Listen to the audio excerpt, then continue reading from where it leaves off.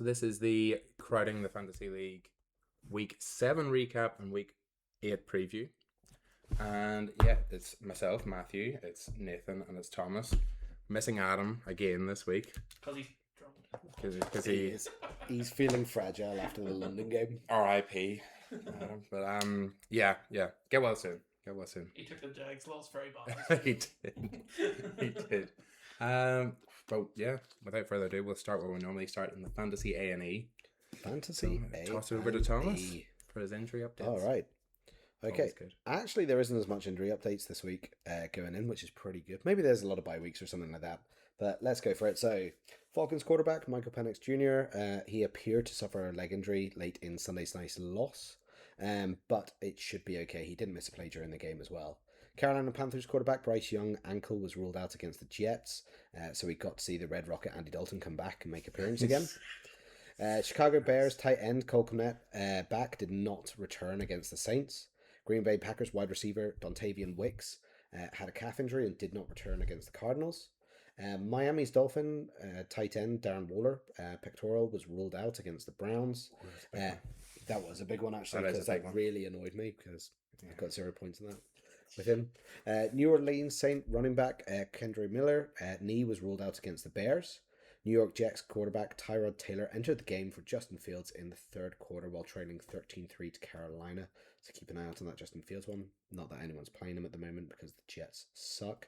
And then Washington Commanders quarterback Jaden Daniels' hamstring was ruled out against the Cowboys. Mm-hmm. And we got to see Marcus Mariota enter the game in the third quarter as well. So yeah, few big QB injuries.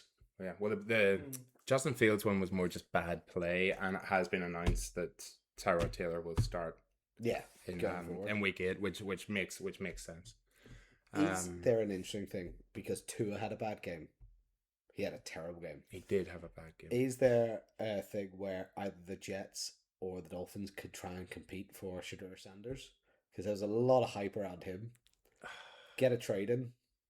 While Dylan Gabriel is playing. Dylan Gabriel's playing, they drop Shedeur down to sort of practice squad. I think you do it just for the storyline. I mean, your team's not being talked about at the moment. But again, yeah. Do it for the show. You bring him in. I could see it happening more with the Jets because the Jets don't have a lot tied up in Justin Fields at the moment. It's a very short-term contract. There's not a lot of money there. I say the two things iffy because that guy's on about 60 million a year. So if you bring in Shedeur, you're having to take, no matter what happens, you either try to trade Tua, which who's going to take him? No. Or you cut him and you just take this massive cap hit for the next 3 years. It doesn't make any sense. But I mean, to be fair, the Broncos took a massive cap hit with Russell Wilson. Yeah, and they're doing well. It's not like you can survive with a big cap hit. Yeah, I've talked about this before, but bad teams stay bad. Like this is just it. So like the Jags will be bad until we're good. I understand that. We're just continually bad. We make the wrong decisions. Nothing ever works out. Yeah. That's the same as the Dolphins at the moment. It's the same as the Jets at the moment. So the Dolphins, you're like, okay, great. We'll take our losses with Tua, whatever. We'll go into the next draft. We'll see where we're at.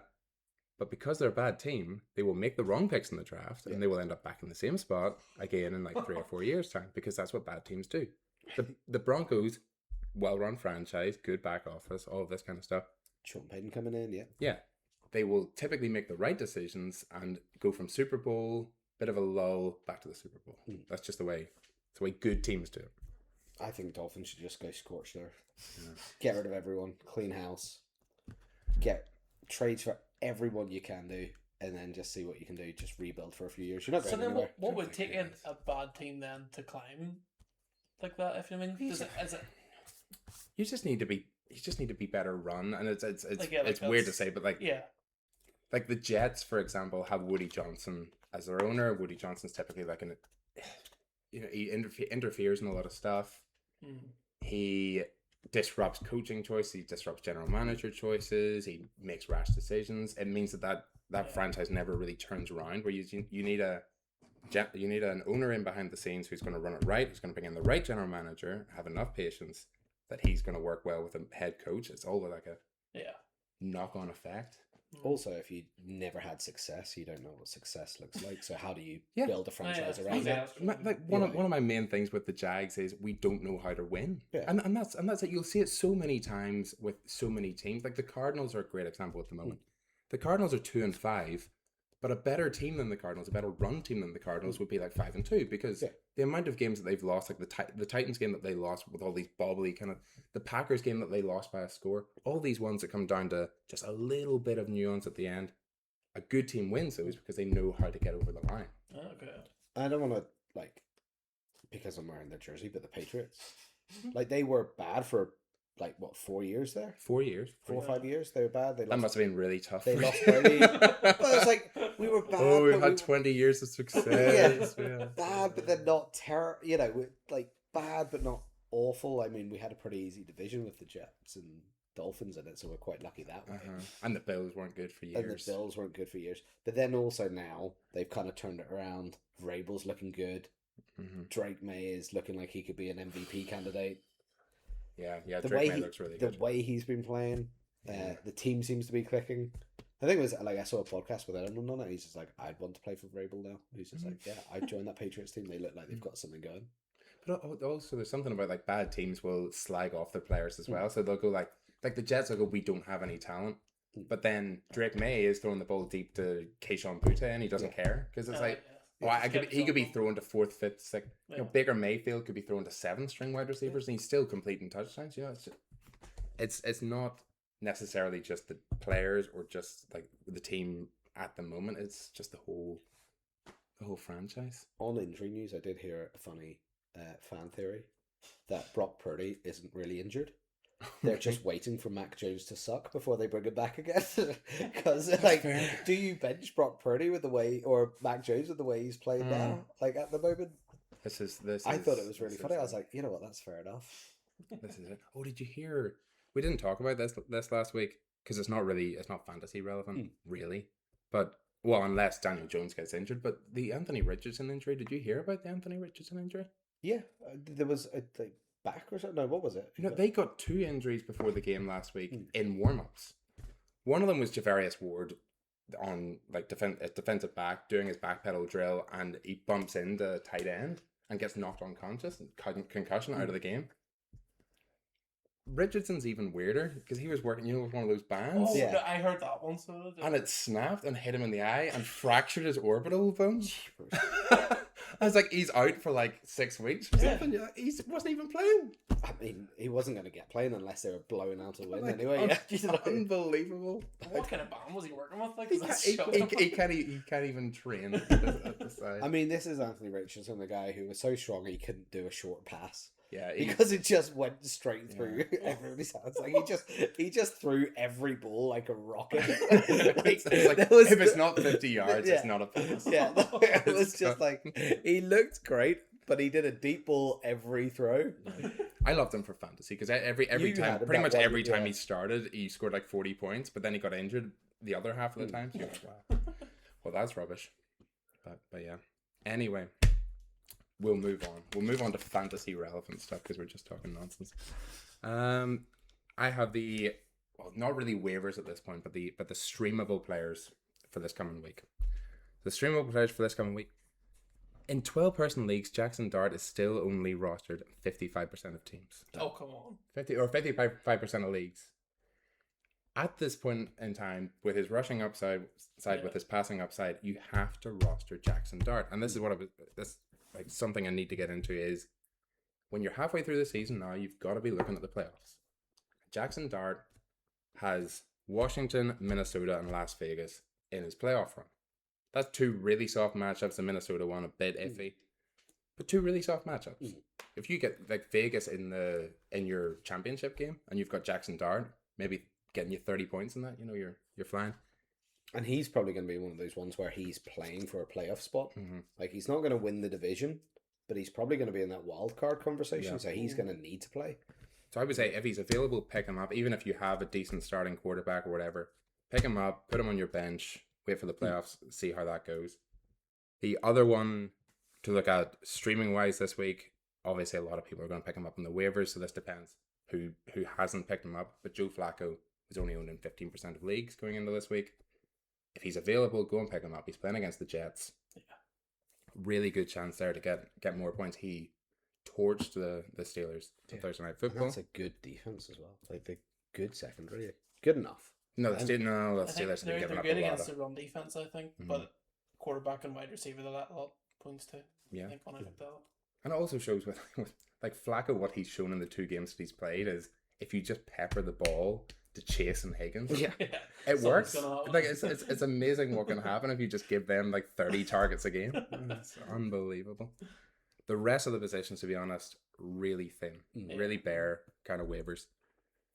One that I had looked at, it's quite interesting. Brashard Smith of the Kansas City Chiefs got 5 targets this past week. So if you're in a PPR league, you're looking for somebody to stream. He had decent yardage outside of that, but he's got those 5 targets. If he keeps on getting targets, he's got a good chance. He's up against the Washington Commanders this week. So that's a decent matchup as well. He's only owned in 9% of leagues. At this point, you're streaming, you're just trying to find any little nugget, any little guy to put in your flex position, get you some points. There's 6 teams on bye this week. So the bye apocalypse is hitting you probably at the same time that you've got like 5 injuries on your team. Yeah. So pick up somebody like Brashard Smith. If Tyler Allgeier's still there, he's a boom bust. But it's all on touchdown. And he's playing against the Dolphins this week.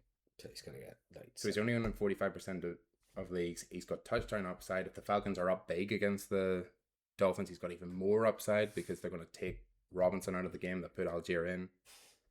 Half the games this year he seems to be getting like 10 or 11 points. Half the games he seems to be getting like 1 point.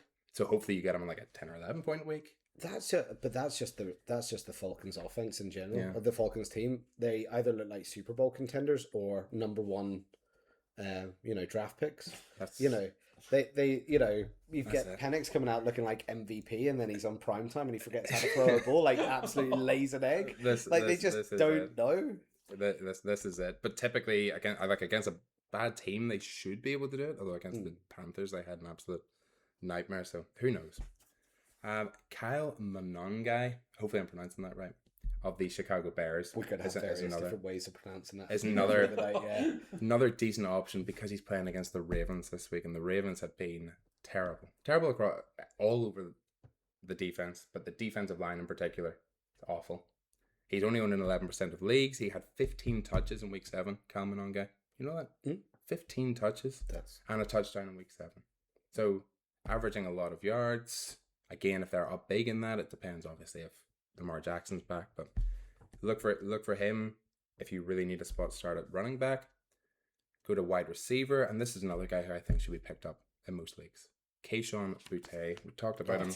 Yeah. There. Boutte. That's the way I'd choose to pronounce it. He's up against Cleveland next week is the issue. But the strength of schedule for the Patriots in general is quite poor. Yeah. So, okay, he might have a tough matchup this coming week. You can sit him on the bench for that one. Then when it gets to the tougher matchups, or the easier matchups later on in the league, pop him in. He's against the Jets a couple of times this year. It's a good chance. And he's only owning 43% of leagues. Nice. It's a good chance there. Depending on the injuries, keep an eye on the injuries. But Tez Johnson is a great boom bust guy to put in your flex as a wide receiver for the Buccaneers. He seems to be scoring a touchdown a week at the moment. Well, Mike Evans and Chris Godwin are both pretty much out. Like, I think Mike Evans is now out for a long while. He might miss the rest of the season. Yeah, Chris Godwin he's dealing with an injury, so it's pretty much dealing with a fibula injury, which you never like to see on the injury sheet. Fibula, you're like, that's a bone. That is a bone injury. That could be a lengthy injury. So, yeah. Trust in Baker Mayfield. He's going to find these guys, and he seems to be finding Tez Johnson about 60 yards down the field, which works for your fantasy. Stick him in your slot position. Troy Franklin. We've talked about Troy Franklin before. Don't know why I'm bringing him up again. Don't know why I'm bringing him up again. But I'm bringing him up. He's probably got dropped in a lot of leagues. He was like, "Oh, let's get him at the start." Bo Nix is going to pick him the ball. Then it's like, nah, drop this guy. He is doing nothing for the last 5 weeks. It all really does depend on Bo Nix, because Bo Nix is either throwing the ball like 40 times a game or not throwing the ball at all, and that just seems to be like alternating weeks. He seems to pick a person each week. I think that's the thing. Yeah. He targeted Troy Franklin 10 times last week. Completed 3 passes for 19 yards, but he targeted him 10 times. And that's the point. Like, if you're looking at, you really need a spot start. These are guys I'm talking about. You're streaming. You're really struggling for injury. You've got guys on a bye week. You're looking at the waiver wire. You can't find anybody. Why not throw Troy Franklin into your slot or into your flex position and just see? He might get a touchdown. If he gets 10 targets again, it's unlikely that it's going to be 19 yards again. Or could be. And their strength of schedule is pretty poor as well, so you can't just hold them. At tight end was a really tough one to stream this week. The only guy that I can think of that isn't currently owned in a lot of leagues who's getting some real traction had a fantastic week. Last week, 7 of 9 for 164 yards and a touchdown. Rondé Gadsden, the rookie tight end for the Los Angeles Chargers. They're playing against the Vikings this week, so that's quite a tough matchup.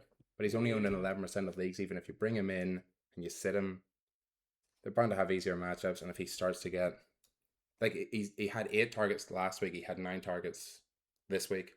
So if he just keeps on getting the targets, getting 8 or 9 or 10 targets, if he gets in around 8 targets for a tight end, it's fantastic. If he keeps getting that, always got a chance. And then 2 defenses to potentially stream this week.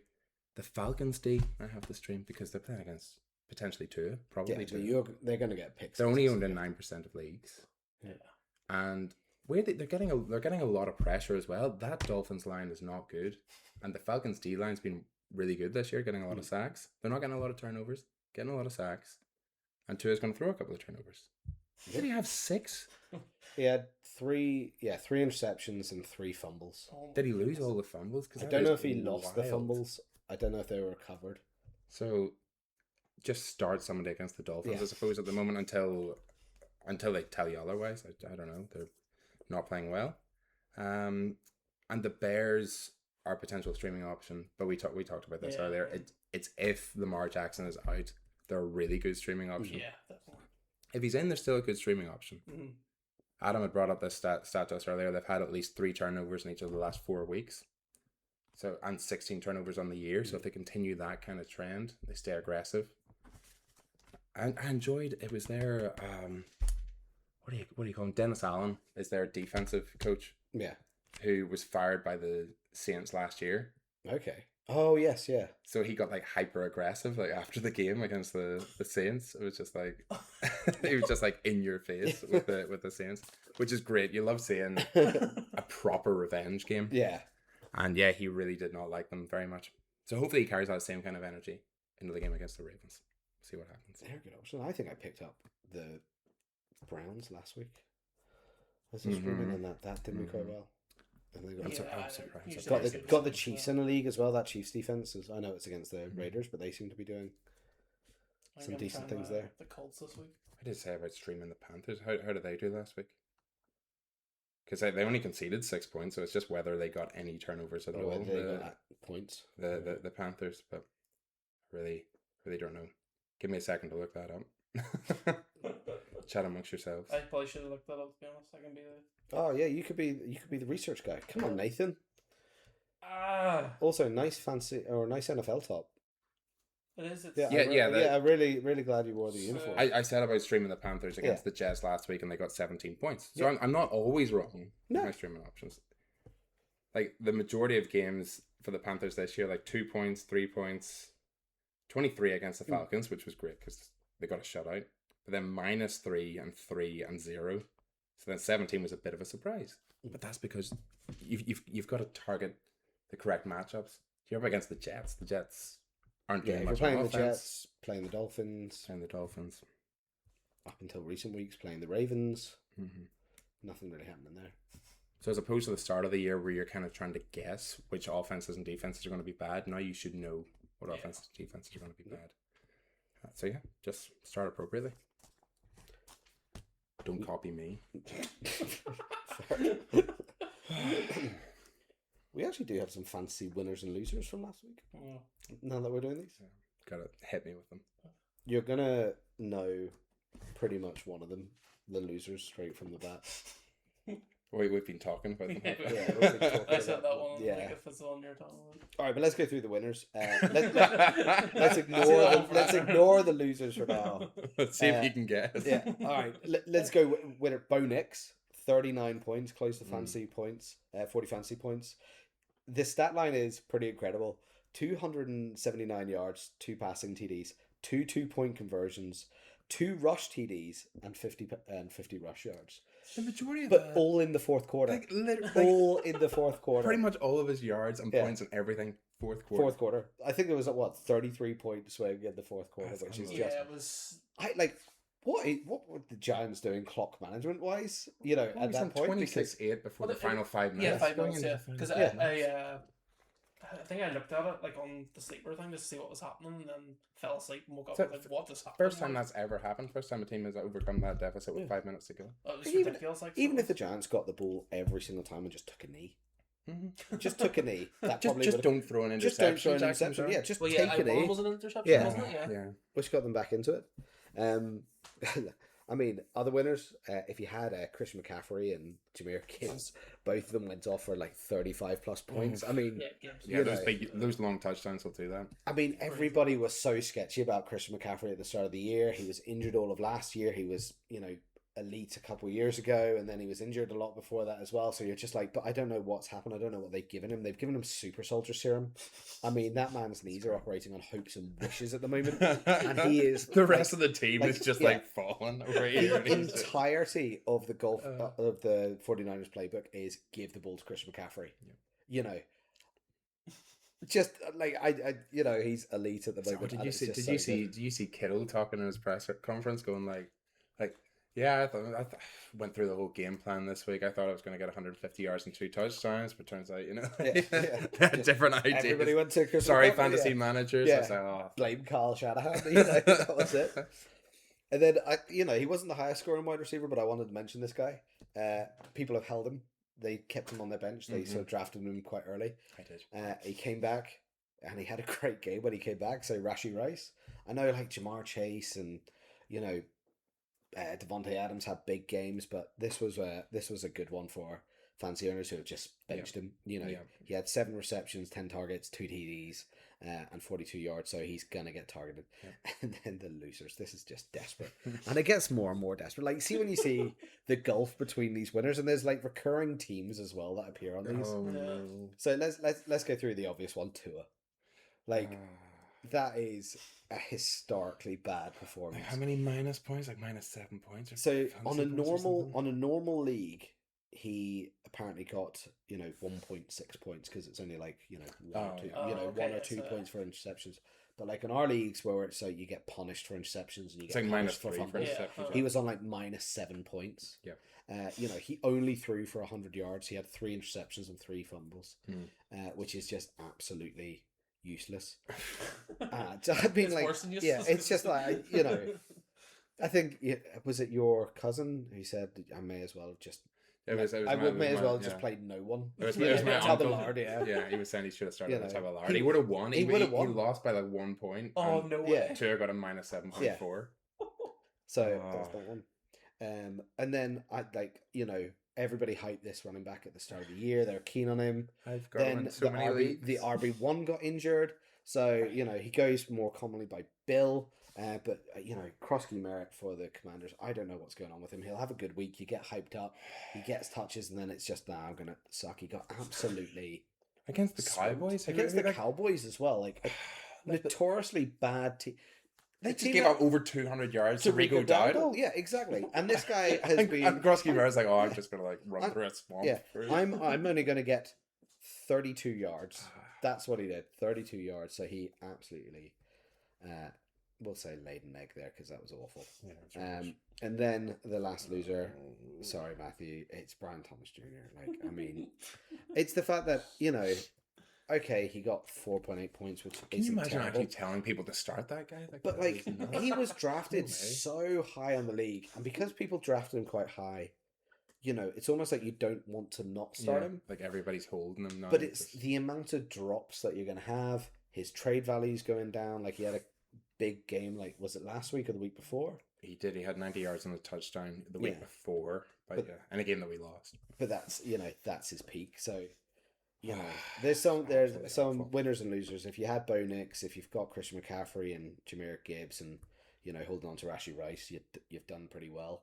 And then the others, it's just sort of like I don't trust them. I would consider benching them if you can. Yeah. There was a league that I was actually sitting 1 and 2 in at one point with Rashee Rice on my bench and CeeDee Lamb injured on my bench. I was like, oh, this is not looking good.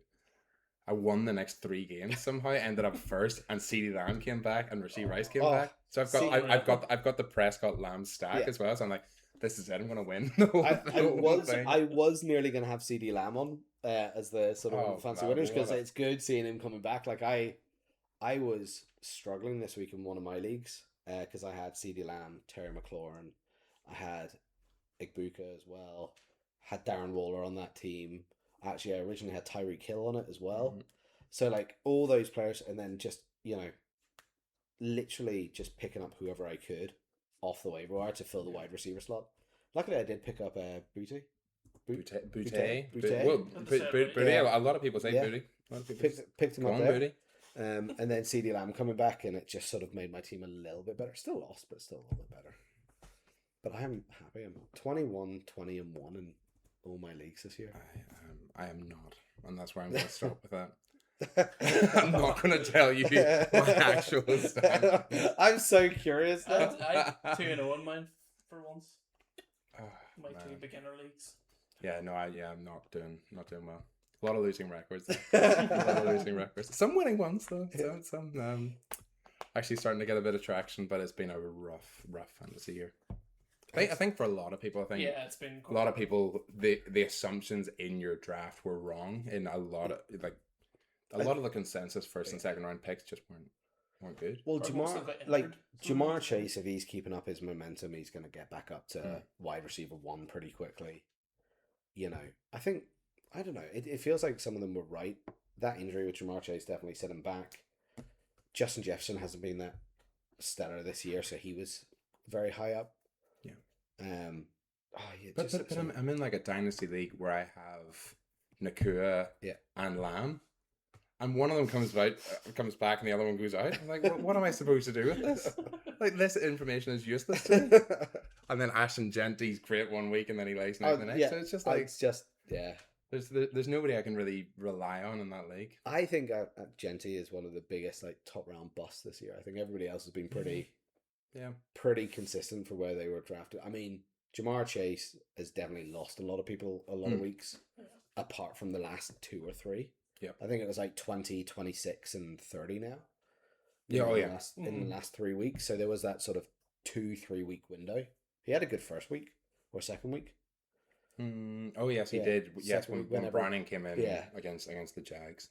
So it's only really been about 2-3 weeks. He's actually been not great. No, I know it's just it's been that kind of year for me where it's just been the amount of injuries and the amount of there's been a lot more superstar silly kind of things. Guys just not performing that well, and then some shocks that you've had, like some really late round guys where if you were bold and you went for Javonte Williams, for example, then you're flying. Igbuka as well, like he was really quite low. I think like there was a bit of hype about him before, but then you're like, oh, he's competing with Chris Godwin and Mike Evans, and he's a rookie. He's going to be third on that depth chart, and everybody got injured, and he's actually a really good wide receiver, which helps. Great wide receiver, it helps. Yeah, it was a crazy, right? Brutal year. We move into our starts and sits. Oh yeah. Do you have? Nathan, where we were last, because it was not good last week. No, it wasn't good. We're getting. Are we getting worse? Well, actually, Adam probably has his first positive week of the whole. Oh, serious? Thing, so yeah. He's bounced back. He's bounced back in a big way, but there's a lot of red there. Yeah, there's a lot of red.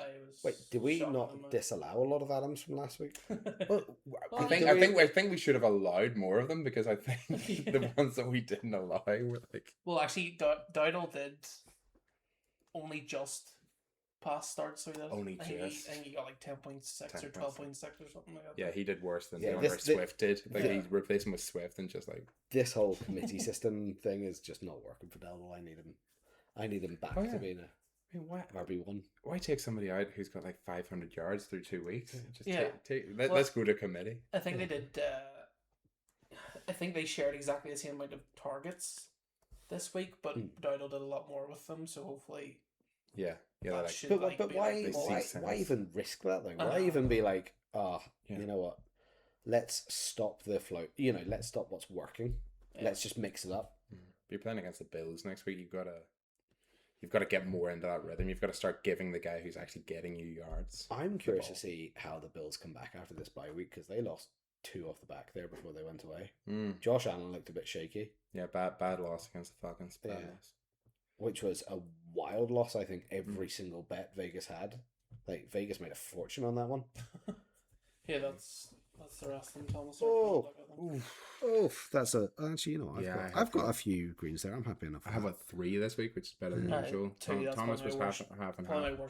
Yeah, Nathan, that's your worst. That's your worst one. Like if you go to the top right to our scoring thing, there's only one of us at 50%. There's only one of us at 50% or above now. Adam is on 50%, bang on 50%. 49%. But we are being stricter with his picks, though.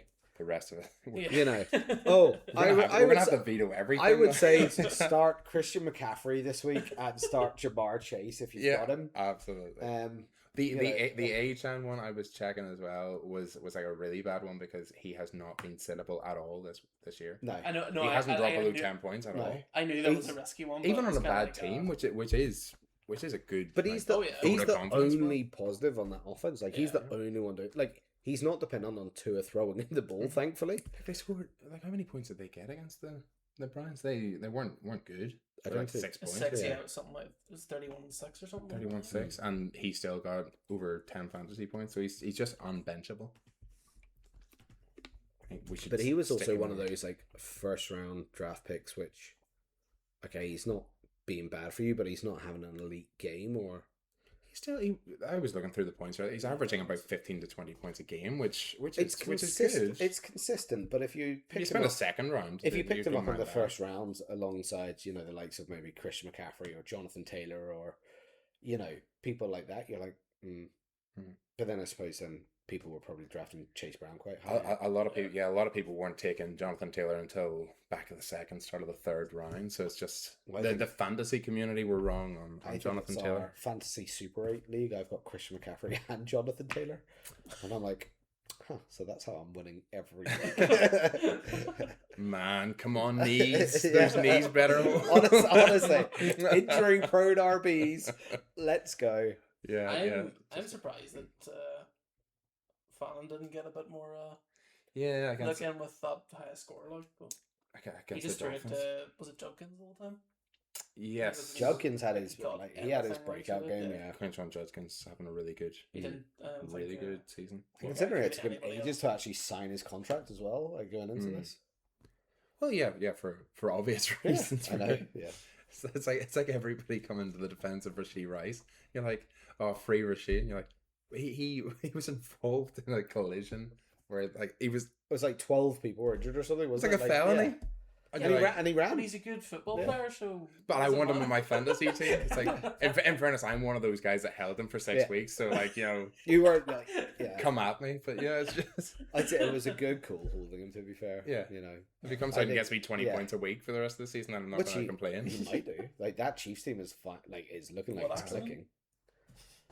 Yeah. Kelsey was an important one to look at there because Adam had Kelsey to start and we had him to sit. And the reason we had him to sit is because Rashee Rice gets a lot of Kelsey's targets. It's that center of the field kind of area that Kelsey dominates. The Rashee Rice is just the guy. So I do think you're going to see that being eaten into more because obviously Rice didn't get that many yards. He didn't get that many deep targets in this game. Once he gets brought back into the offense a little bit more, I think Kelsey will be even worse for fantasy, and Rice will be even better.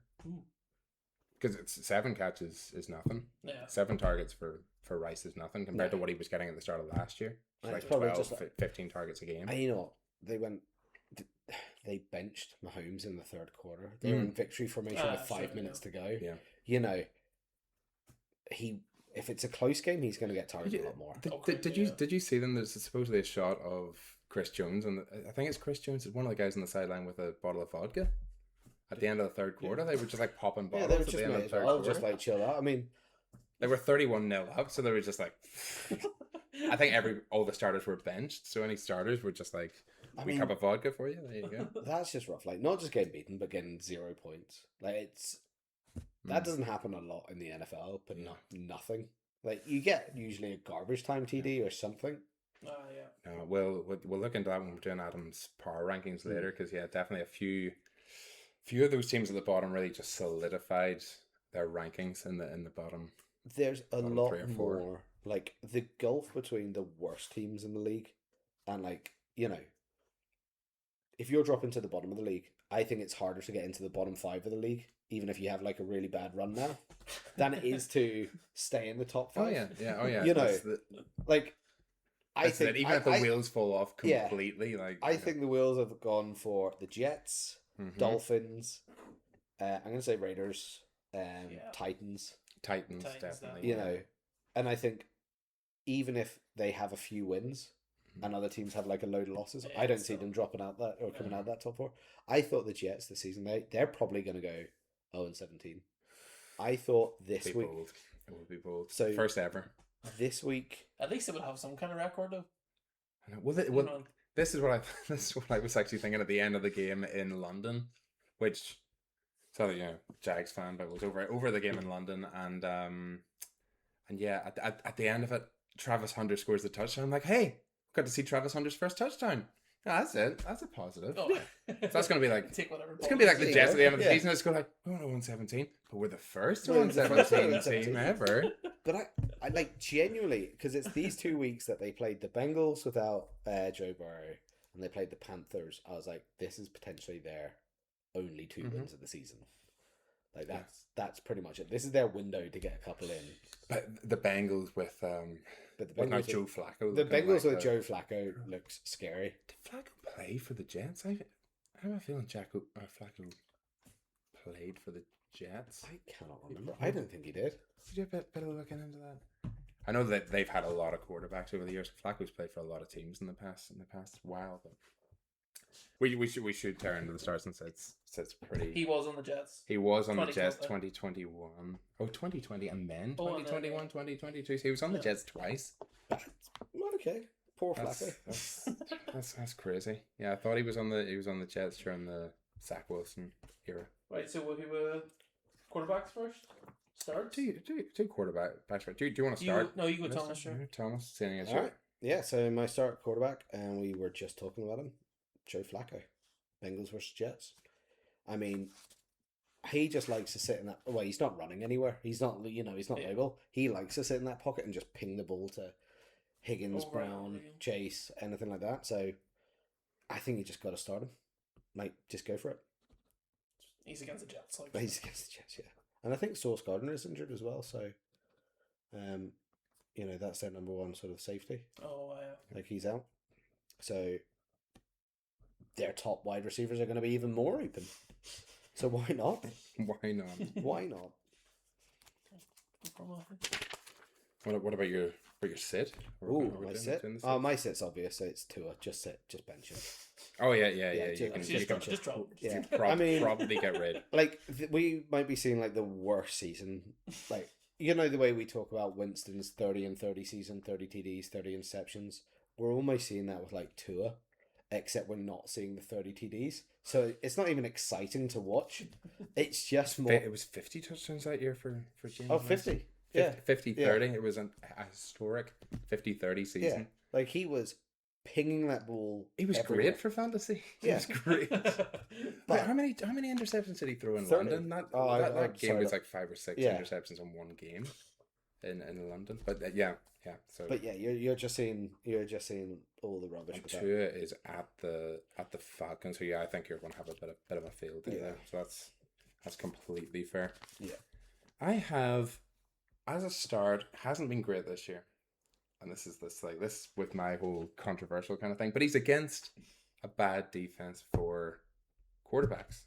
So Jordan Love at the Pittsburgh Steelers. I think got tons of guys to choose from to pass the ball to. Give him a chance. See if he can air it out. And if you're the Packers, try to get more than 15 points on offense a week. Can you try to put something together? You're supposed to be this elite playoff, potential championship team. Show it this week. Yeah, Jordan Love just gives it to Josh Jacobs every time. He used to be an exciting quarterback for fantasy. He hasn't been an exciting quarterback for fantasy for some time. So hopefully that sparks something. For my sit at quarterback, bit more controversial with Justin Herbert against the Vikings. Interesting. The Vikings gave up a lot of points there against the Eagles. A lot of points against the Eagles. But that's about their worst performance secondary wise all year. I'm going to call this the worst take we've ever had. Justin Herbert against the Vikings. I would say on a short week against a tough secondary, 1 week excluded. And let's just look to them to maybe try to run the ball a bit more. Their O-line has not been good. So he's been getting a lot of pressure the past few weeks. Didn't have a great game against the Colts apart from a couple of garbage time touchdowns. Mm-hmm. That's true. Actually, no, that is fair. So I just think that team is on the way down. They're against a tough team, short week. I can't figure out the Chargers because they look good at the start of the season. They look great. I know. Okay, they've had a few injuries. They lost their number 1 and 2 RBs, but the way Justin Herbert was throwing the ball at the start of the year. Their issues mainly being the tackles. I think they're down to their third string left and third string right tackle at the moment. They've just had too many injuries to the O-line, which just means they're getting too much pressure. They're not able to run the ball. They were running the ball great the first 2 or 3 weeks. They're not able to run the ball anymore because your tackles are crucial to getting out there and blocking for the run game. So it's all a knock-on effect. This could be the greatest pull ever. If you know it could be simultaneously. It could be the worst take or the best take ever. Could Matthew lose double points if Justin Herbert gets over 30? If Justin Herbert's if he gets under 10, do I get double points the other way? Yes. I will take that bet. I will take that. All right, okay, fine, let's do it. Yeah, I'm going for that. It's a 10-point swing either way. Okay, yeah, sweet, cool. I'm with it. What do you have, Nathan? So you took both my picks. Oh, so no, Justin Herbert? No, it didn't go that way. So I had Joe Flacco. That's my first, but then Fair Thomas enough. said he was going to. Well, you can do. So I do pick Joe Flacco, yeah. I just thought I'd recommend someone else too. Okay, so go for it. Jordan Love, but you took him. Oh, so sweet, both of them. That's really good. But I'll stick with Joe Flacco, I think. That's good that Love was actually thought of that highly. That's good. Yeah, well, like that. Same kind of thing that you said. He's Yeah, against the Steelers. That's the reason I picked up Flacco last week on my fantasy team was because he was against the Steelers. They don't do well against quarterbacks points wise. For my set, it's Justin Fields, so it is for obvious Fields. Who's being benched? Benched. So you could pivot now. But I do think that was announced that he's not. Sick. I want to actually double check and make sure he's definitely not playing because I've definitely got him in a league somewhere. Hold on. I think he is. He's been benched. I was too busy talking before we were doing this here that I didn't pick up on it. It says Jets starting job undecided, but I have a strong suspicion he's. It would make sense that he is because he's not doing well. So. He's not. He just has this. He can't make a decision. He gets his first read's gone, and then his decision making's gone. He doesn't throw the ball. He holds onto it too much, and he can't throw the players open. It's actually it's frustrating to watch. Yeah, Jets moving toward naming Tyrod Taylor as their starter in week 8, so it hasn't been confirmed yet, but it's looking likely that he's not going to start. I really want to see. Well, sure, give me. I'll send something later, so I'll put in the. You have a good think to yourself. What are Adams? What was it? Here, I can pull it. Well, we know his starter was Bo Nix. Yes, that's what he got. Yeah. I still that. Disagree. Yeah, Who are they? They're at Dallas this week, are they? Yeah. It's But he has potentially been sittable in the majority of his games this year. So it just depends. And everybody thought that Jaden Daniels would be a great start against the Cowboys last week. Did not work. Cowboys defense actually stepped up and did something. Or the Commanders just aren't as good as... Yeah, Bo Nix, and then his sit was... Oh, he's got 2. Well, it's Brock Purdy or Mac Jones, whichever one's playing. Yeah, we don't know which one's playing, but both of them, to be fair, are startable fantasy options. Yeah, no, I'm fine with that one. Yeah, I agree with that one. Just see which one it ends up being, but yes. He won't have yellow mark. And they're against. They're against the Texans. So it's kind of a rogue one. That is a bit of a risky one because I would tend to start somebody against the Texans. Texans haven't been great against quarterbacks this year, but you've got your Jags bias. and you know what? We'll get to this with the game picks later. My Jags bias worked out quite well. Gotta say with the game picks. Titans and Texans. I was quite impressed by their game picks. Oh yeah. You saw it. You saw. So yes, Jones or Purdy at Houston. That's fair enough. That's fair enough. I'm with that one. What about your running backs? Running backs? Oh, you've got up on your phone. I got up on my phone. Yeah, this took us too long. Yeah, we spent too long on that. All right, so running backs. I have gone, and we talked about him again earlier. Kyle Monanangi. Kyle Bears. Monanangi. Yeah, okay, it's got to be Monanangi, isn't it? Monangi. Monanangi. Maybe one of them. And he's at the Ravens. And he's at the Ravens, but his workload's on the rise, and he is good at finding the end zone. So sometimes I'm going to see a streamable option. Going to say he's a good option to put in there. And you can't do Swift because it's too obvious. Exactly. But I also think I like to go a bit more risky on the starts and sits. You know, I don't want to go the players that are going to be the number ones and things like that for your starts. I respect it. Can we send that memo to Adam? Yeah. We can do, but he won't understand. Yeah, need Google Translate. Yeah. Sorry, no. Adam, stop picking top players. My sit, and this is a controversial one, but it's same game. Sit Derrick Henry. Ooh. Yeah, sit Derrick Henry. Now he's a star. He was in the top round draft pick, like rounds 1, pretty much. But he's kind of been a bit of a letdown last couple of weeks. Also, Bears defense is actually quite good at shutting down the run. They've been really stingy at it lately. And I think this game plan might be more, if Lamar Jackson's back, it's going to be more of a throwing game. Yeah, and Henry weirdly is fumbling the ball a lot this year. So I think, against a team that forces a lot of fumbles. But everybody's been asking about this because when's the mileage going to hit him? Because he got a lot of carries pretty much his entire career. Yeah, like and it sort of never looked like he's carries a year. And it sort of looked like he's never going to slow down. And then this year, you're actually kind of seeing it. Is this an effect of all those knocks? Possibly. Like Saquon Barkley, like everybody said that he was going to take a dip. Like you have 400 touches in a year, you're going to take a dip the next year, and it looks like it. He looks slower this year. He definitely does actually. Yeah. And I also think it's that that offense as a whole has not clicked whatsoever. But still, Jalen Hurts is getting yards and touchdowns. Well, he is now. Like even the last few weeks, he wasn't. Well, he's definitely getting rushing touchdowns, but I think that's part of the reason that Barkley's not. Yeah. Because he just takes off and runs or pushes 4 times in a row. Yeah, do you see that? Do you see what was it the game before last? The Eagles just pushed 4 times in a row against the Giants on prime time.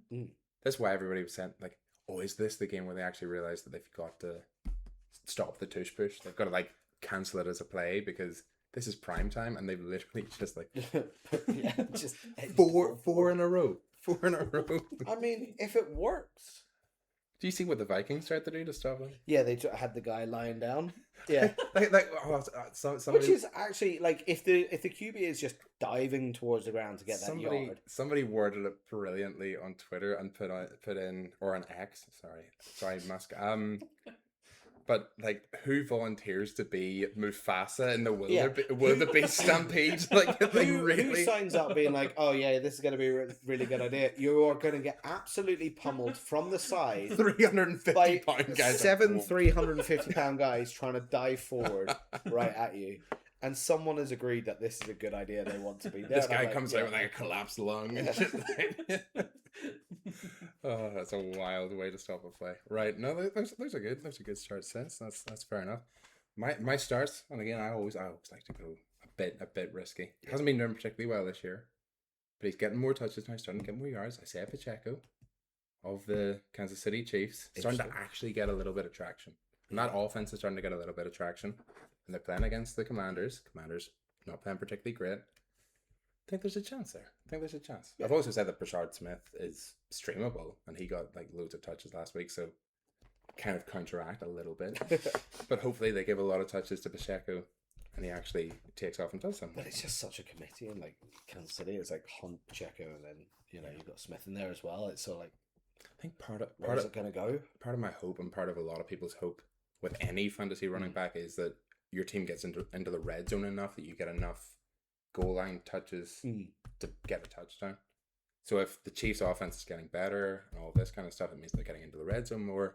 There's more chances to score touchdowns, especially against a team that conceded 44 points against the Cowboys last week. So I would start Pacheco. I am starting him in a couple of leagues.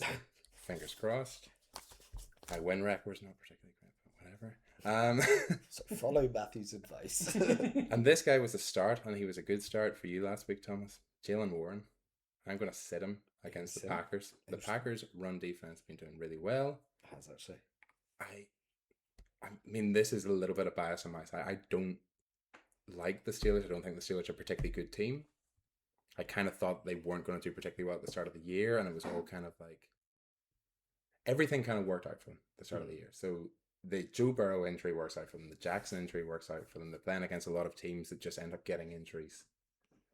Everything's kind of worked out for them, and then they get shown up by the Bengals on Thursday Night Football. I just tend to think it's all gonna like come to people are gonna realize that they're not that good a team, and Jalen Warren's part of that. I think that I don't think that run game's that good. I think they're gonna struggle against that Packers defense. Yeah, fair. That's a good pick actually. That's a long-winded way to say bench Jalen Warren. For my start, I tried it last week. It was Kamara, and I'm going to try it again. So, because Miller is out for the rest of the season now. Oh yes. This is what I wanted to bring up with the injuries. Injury, yeah. He might be out for the rest of the season. I'm hoping he'll get over 10 points this week. Finally. Yeah. What have Kamara's points been this year? Oh, they've not been good. He has not been. Like, I think the highest is 12. Because you always kind of think you're like you kind of like Kamara as a start, but you're like, no, has he actually done anything worthwhile at all this year? Between like 7 and 12. He's been like a flex as his owner in the XFL. Yeah. My goodness, he's been like a flex rather than an actual start play. Yeah, it's just the Saints haven't really done much this season. No. I think it's like basically actually Chris Olave, he did well over the weekend there. I think he got 26 points. Yes. Obviously you picked him up at the last minute. Yeah. I told Adam he should pick him up at the last minute, and he did. He did well as well. He was looking a bit of advice. I wanted trade advice as well, and he gave me the wrong trade advice, so that's not good. Oh well, he didn't really pay me back, but yes, no good. Kamara, I like it. He's against the Bucs, so tough enough matchup, but yeah, hopefully he just gets the ball more now with Miller out. Yeah. And my sit is Tony Pollard. So it is because Spears has come back. So that's just splitting. And Pollard hasn't really been doing that much against the Colts this week as well. The Colts, it's tough defense. At the Colts. Full committee system. I think Spears is going to come back. Adam has gone for his start. Jordan Mason, Vikings against the Chargers. That's a fair one. I think he could have a good game. What's his name? Jones is still injured, so could be.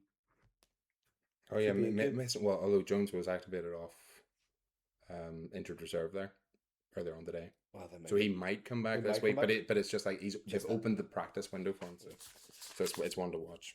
And then a sit that I don't want to see, Ramondre Stevenson for the Patriots. They're wanting. Adam is suggesting that we sit him. Patriots are against the Browns, so it does make sense because they are a pretty stingy defense at the moment. They're not putting up a lot of points, so you could probably see that there. And then he still had that issue with fumbles and everything throughout this year. Yeah, even though he's been startable every week, he's still fumbling. Again, it's sort of like the Alvin Kamara thing. He's not had like elite games. Yeah, he's had good games, but nothing that you're just like you're an RB1. Yeah, for a league. I'm with him on that. That's fair enough. Yeah, so we'll go to Thomas. Wide receivers. Okay, wide receiver. Another one you mentioned earlier. Go for it. Tez Johnson for the Bucks. Go for Tez. They're against the Saints. There's always a little bit of divisional. At the Saints or are they at home? They're at the Saints. At the Saints. So there's always a little bit of divisional animosity between those two. But Mike Evans and Chris Godwin having issues. Igbuka, even though he was playing, he had sort of like a hamstring thing. So, Tez Johnson could be the guy for Baker. Definitely worth a pickup or a stream, and could be a good one. I like it. This one is iffy, and it's depending on whether or not he plays. But I would avoid wide receiver Nico Collins for the Texans this week, and I'm going to say sit him. He's been a good wide receiver this year, but that 49ers defense, that's doing some incredible things, even with the injuries. And Stroud's just... And Stroud's he looks lost. Yeah, he doesn't know what's going on. He looks lost. If you see him, there's an image of him on the sideline where it looks like, I don't know whether he's like playing Pokemon or something. It looks like his tablet does not look like it has plays on it or anything. It looks like it has some sort of game. No. Like Balloons Tower Defense or something. He's like just thrown an interception. He's like, oh no, I've got to tackle it. Just detach from the situation. So I don't know. He's lost. So I'm with you on that one. I'm with you there. Yeah, let's go to the starts and sits. You're going to ignore. It's my starts and sits. There we go. It's my starts and sits. I'm gonna stack everything this week. So stacks. I'm waiting for his breakout game. I've got him starting in a league this week. I do. Out of necessity, but that's besides the point. Matthew Golden. Ooh. He's shown flashes. He's getting targets. He's shown flashes of deep threat. I'm just waiting for like that one or two passes to connect. The issue with the Packers is you don't know who they're going to pass to. Yeah, no. Romeo Dobbs could be the top target one week. They could pass to Tucker Kraft 20 times the next week. You don't know who the target's going to be. So let's just hope this week 10 targets for Matthew Golden, a couple of deep shots, nice touchdown. Let's move on with our lives. Hopefully. Nothing to lose. I said about the stacks. One stack I'm not going for. That Herbert Ladidi McConkey this week. Lad McConkey. Yeah. I was like, where is he going with this? Lad McConkey was another one who was drafted high. Yep.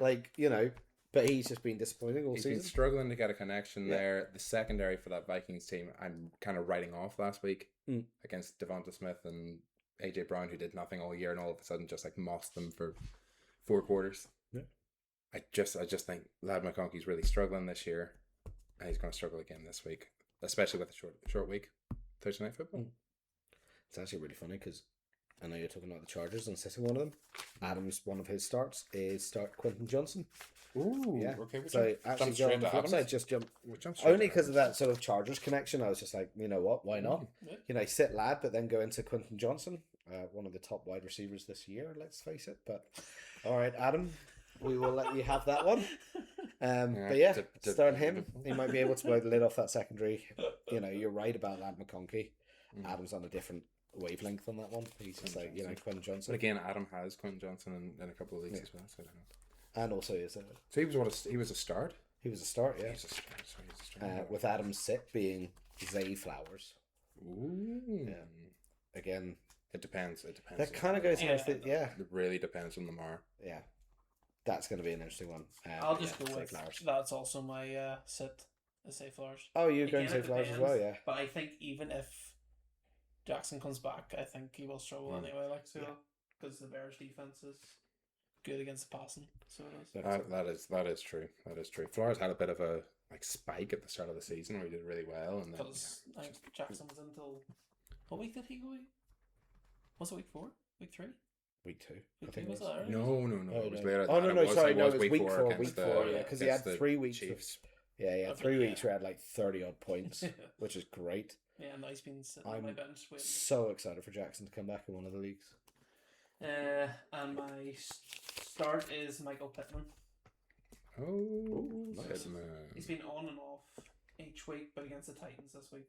I reckon he's going to have a good game. That could be a good one. And Daniel Jones looking elite is something I would never have said. I'm so sick of it. That's just so. I could really just do without the Colts being good. The Colts are the same as the Patriots. The Colts had a dirt nap for 4 or 5 years, and all of a sudden they're roaring back, and they're just going to take the league by storm. Exactly. And Daniel Jones has been in the league. It's not like he's a one-hit wonder. He's been around for a while. It's not like you get the rookies coming in. Yeah, been like this for a while, mostly this. But it's weird. The way we were talking about the teams that are, the bad teams will stay bad. The Giants is the sort of the exception to that rule because they won a couple of Super Bowls in sort of recent decades. Yeah, but now they're just they are just a bad team. I know it's looking better with Jackson Dart and Scadaboo. They're exciting to watch. They got unlucky with that neighbour's injury, things like that. So it is fun to watch. But for a long while there, they were a bad team. They're an interesting one as well because they have not necessarily invasive is probably the wrong word with owners, but they have owners who just get involved in every single part of the team, which just it muddies things up. Is it a New York thing? Is it Woody Johnson's completely different because was he the secretary? He was the Secretary of State, I think, for the UK at one point. From the US, he was the US ambassador to the UK or something. Very good. For years, so he was one of Trump's right hand men for a while. So he's completely different. He's meddlesome in a whole different way. You get rid of Woody Johnson, the Rooneys or whatever. No, not the Rooneys. Who's the ones? Who are the ones in charge of the Giants? We'll look it up later, but they're meddlesome in a slightly better way. That's fair enough. Tight ends. All right, so I've gone for a start. I don't think he's the top one, but he might be up there. Actually, no, I don't think he is. I'm going to go tight end Dalton Kincaid for the Bills. Controversial. Coming off a bye. They've got a favourable matchup against the Panthers. I feel like that's a good one to get starting again. I know he's been a little bit inconsistent, but Josh Allen might throw him the ball a few times, so that's a good one. And then my sit is just because they're very up and down. They're just wildly inconsistent, so I might be right half the time with them.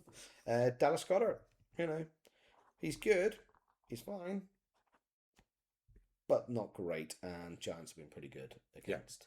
He's he's 20 points or no points. Yeah, at all. Exactly. Yeah, so I'm okay with him being right fit. I'd love to see a bit more. And he got over 20 points the last time they played the Giants, so that was good. I think he got 2 touchdowns when they played the Giants. I think so. Yeah, the week before last, which is weird. It's always weird to me when they have two matchups that close together within the division. Because then you get the feeling that the best coach team is the one that's going to take that on. To me, the best coach team might be the Eagles, and the Eagles might learn from the first one and react. But with the, it's only really recently that Jackson Dart and Scadaboo have really sort of got going.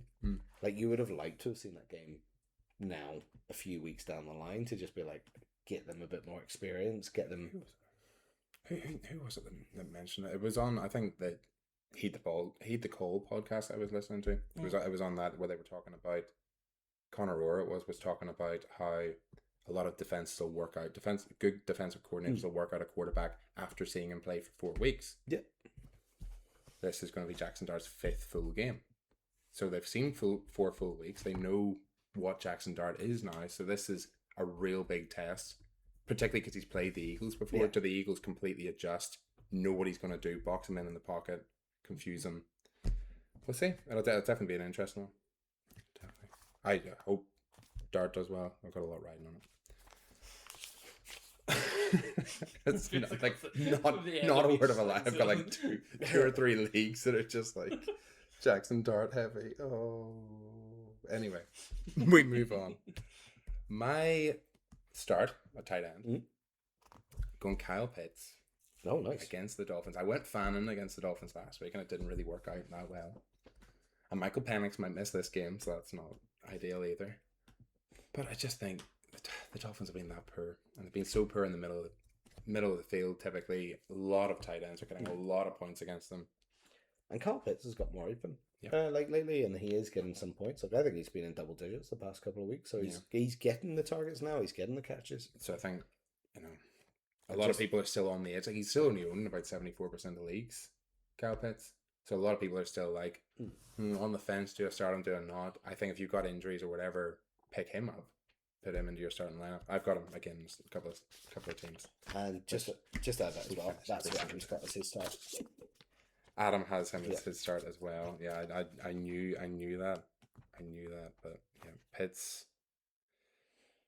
at home against Miami. It just seems like a good start. It's almost like anybody playing Miami, anybody playing pretty much the Ravens defense lately, anyone playing the Bengals defense lately, anyone playing the Cowboys.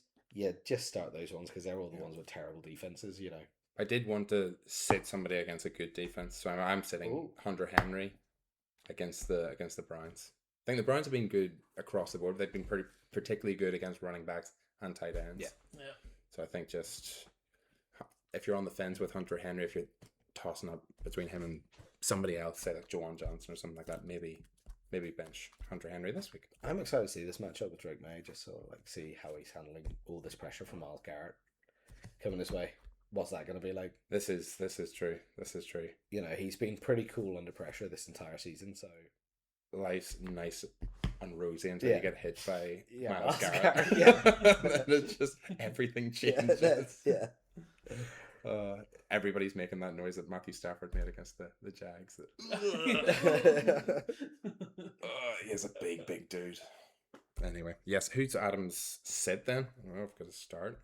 He has Zach Ertz. I did have him potentially as a sit this week as well. So that's fair enough. Is that Washington? Who are they playing this week?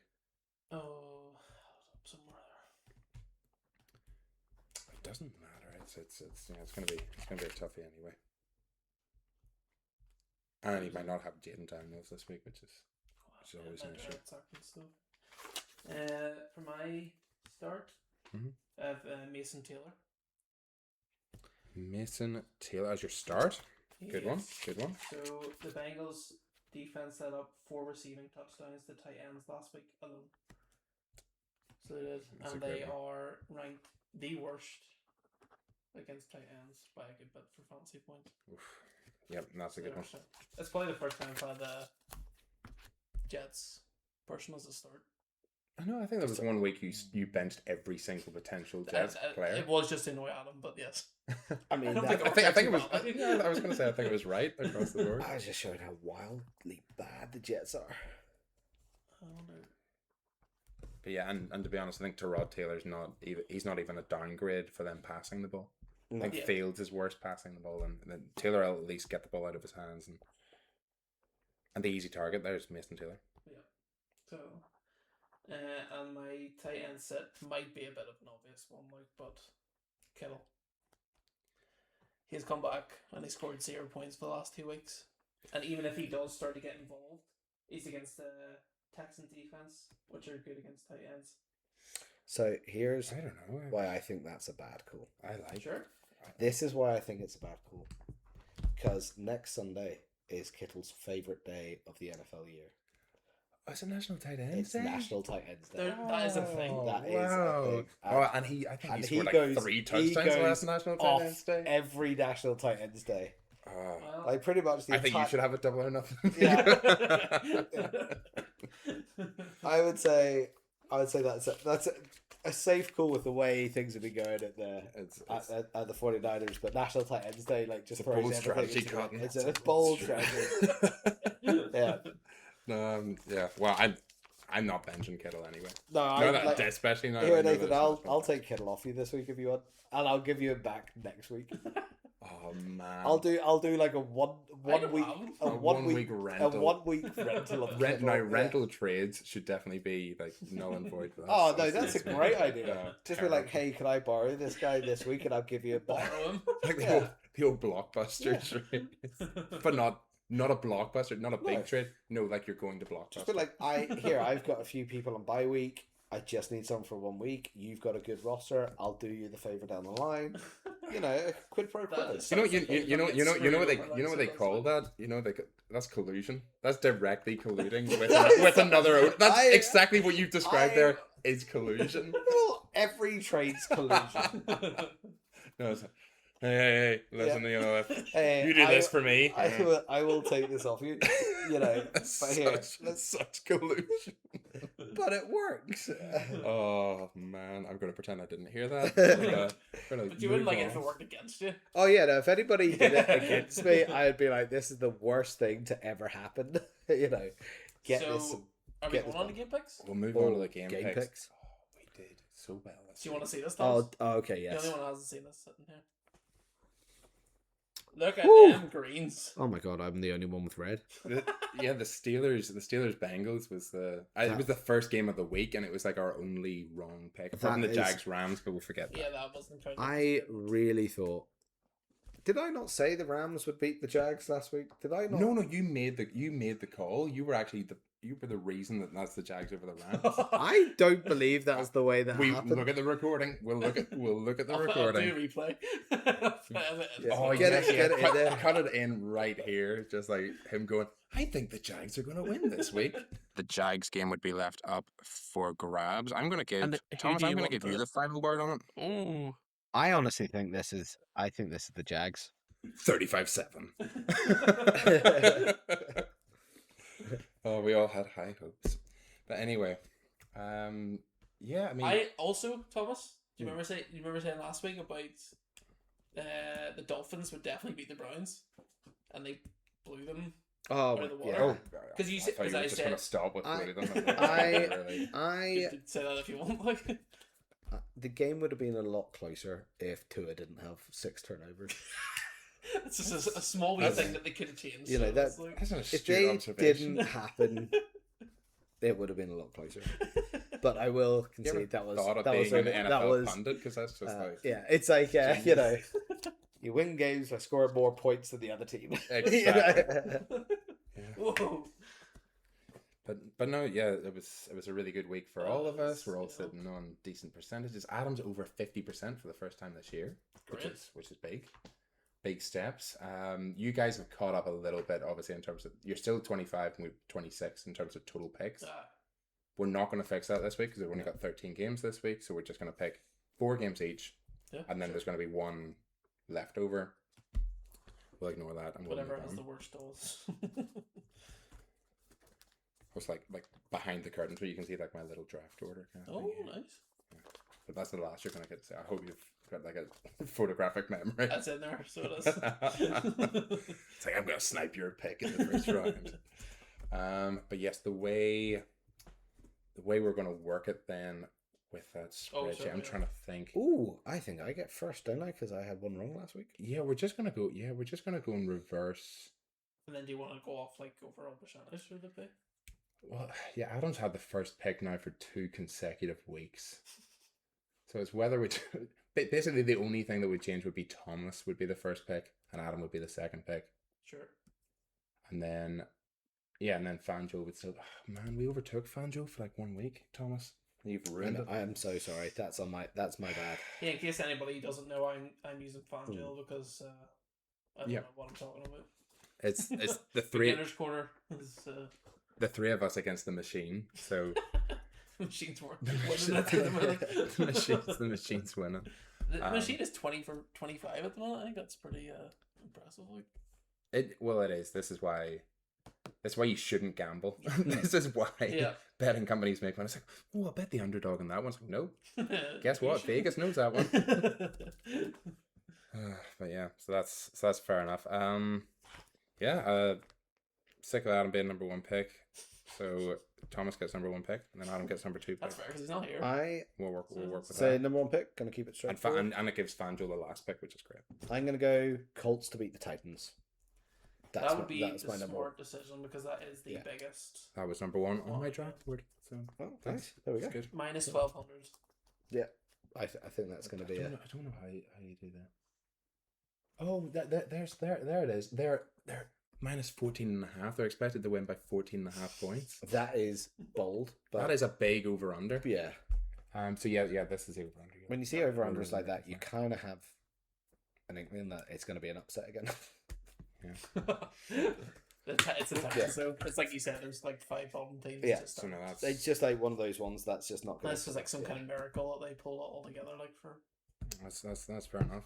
So let's look at Adam's scribbles and see what he had. I know which one it'll be. So he went the Colts, and then he went the Chiefs over the Commanders, which was second on my board as well. Yeah, I think that's going to be. Adam's Chiefs are always going to be at the top, aren't they? Like, and the Chiefs again must be. Well, it's going to be a decent over under, but it's going to be an even bigger over under if Jaden Daniels doesn't play. Yeah, sitting at 10.5 at the moment, which is pretty substantial. Fair enough. I will go third, and I've got the Bucks to beat the Saints. It's my third one. Bucks at the Saints. That is a good call, I reckon. I think it's a good call. But they were way down Adam's board. That was way down. They were third on my board. I will go. Oh my goodness, I'm kind of surprised at some of these. I'll go Bengals to beat the Jets. Bengals to beat the Jets. Some of these are quite surprising. I don't want to say now because obviously you have your picks. Yeah. We want to be blind. So this goes to the back to. So Nathan you got a double dip there. That's fair.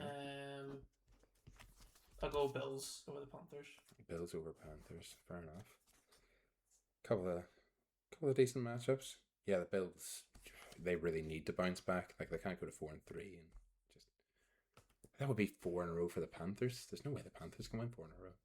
We beat the Panthers at the start of the season. Interesting. Like the Bills, they kind of look rocky. Well, you think the Red Rifle is going to come in and just like the Red Rocket? Yeah, Red Rocket. Yeah. Or is it Red Rifle? Is it Red Rifle, Red Rocket, Red whatever? Yeah, I don't know. But he might Red Rocket sounds dodgy. The glowing ginger man is going to come in and just like absolutely destroy the Bills. Like that would be interesting. So who do I have as my next? There are a lot of decently close matchups this week, but not according to this. Still have faith in the. I'm gonna go Patriots over Browns. So I have faith in the Patriots. Why would you do that to me? It wasn't even next on my board, but that's who I wanted. That's who I was going to go next. I wanted they to have the this at -7. So yeah, so the favoring the Patriots by 7 points. They're favoring them by a touchdown, which is fair enough. But it's quite a which will be like, I mean, the Browns have always their games have been, apart from the blowouts against the Dolphins, but they have been pretty close games. You just have faith in the Patriots and what they're doing at the moment. So fair enough. Adam's pick then. Ooh, let me see. Nobody had gone for that yet. The Falcons over the Dolphins. See, this is one of those ones where I'm like, it could be 50-50. It depends on what Falcons show up. Is it going to be the ass Falcons or is it going to be the Super Bowl contender Falcons? You don't know. They have the Falcons by quite a bit again. Is this going to be the Falcons that scored 0 points against the Panthers? Or is this going to be the Falcons that have upset against the Bills? I think at home against the Dolphins is a safe enough bet. If I was a betting man, I might go for the Falcons to win that one.